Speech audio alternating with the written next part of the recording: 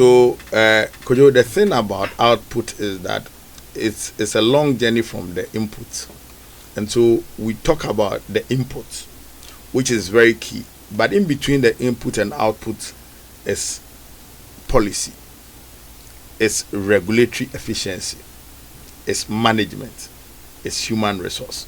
So that journey is very long. The reason why most at times we would talk about input and we would not yield the output is that we miss the gap in between. And the challenges in between, we don't consider them as relevant. And that is why we don't get the output. And there are two key social issues or policy implementation issues that lead to inefficiency in policy implementation. And the very first one is what we call the adverse selection. And so I have decided to do an input program. Because I know you have not farmed before. And you come and say, okay, you want to farm. So I should give you input. Then I give you 100 acres worth of fertilizer to grow maize. I give you the seeds and everything. From the onset, what I have done is that I've thrown the inputs away. You are not going to apply them very well. Because one, you lack the skills. And two, maybe it's because your party is in power. That is why you have gotten it. And so what will happen is that even the fertilizer I've given you, you go and look for somebody to sell to. Or you would sell it across the border. And so obviously you will not get the output. And that is why we have said that there was planting, but the food and the jobs didn't come. You understand? Because we didn't attach the kind of traceability and the specialization that is required. And so there are targets that we would set. And these targets, because of the experiences of the past, must be driven by data. Are you yet to set these targets? Oh yes, no, we have targets. We have targets for almost every single policy that we are looking at. And I mean, when you redact the data, it tells you how much that you can achieve when you put in this much of investment. What we are looking at is not, for example, let's look at grains. You know, agric is very big, so when you are discussing it, you have to be a little bit specific in some instances. Let's look at grains, and then let's talk about poultry. So let's look at grains, for example. And so maize. In Ghana, we don't use maize, for livestock feeding. In Ghana, maize has dual purpose for human consumption and for the feed industry. When we assess maize sufficiency in Ghana, we assess only for food. And so we assess and know that, okay, the table would get maize. But if we are going to assess maize in terms of food and feed, then it means that we will need to produce more.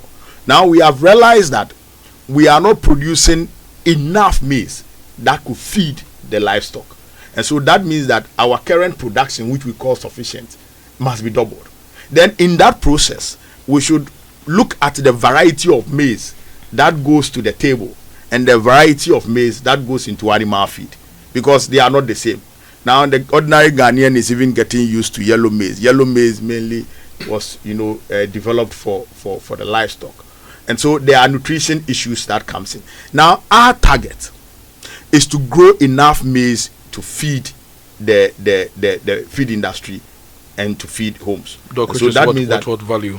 What volume are we looking at? And so yes, and so that means that we will need to produce a double of what we are producing. So are we targeting 6 million tons? That means that we should be targeting around 7 million tons, not 7 million tons. Yes, 7 million tons. And if we are targeting 7 million tons, then it means that we should be growing averagely an acre of land could yield averagely between 1.2 to 1.8 tons. You could go more. But let's assume that it is even 1.5. Let's say even 2. Even 2. So that the calculation Let's say it's even 2. So we need to grow 3.5 million acres of land. Currently, we do about 1.2, 1.5 million acres. Exactly. Now, to double this size, it requires investment in land, infrastructure, irrigation, machinery. What is the plan for that? Okay, so I'm sure you have heard about our Irrigation for Wealth program, which we are looking at for starters, developing about 10,000 hectares of land. But most importantly, there are 2 seasons. What's the program called? Irrigation for Wealth. Wealth Irrigation program. for wealth. Where's the Irrigation. water coming from? Well, I mean, Ghana is blessed. I mean, if you With look at, polluted water. not necessarily the polluted water is there. We'll come to that. But look, from the north to the south, the water lake presents a very huge irrigation opportunity. And you should also bear in mind that if you look at the geographical makeup of Ghana, there are multiple basins that collect water from various, parts of the northern part, from the Sahels. And so those basins also present an opportunity for collecting those waters and developing irrigation systems for them. I think And Kojo's beyond concern and here- beyond and beyond the water lake,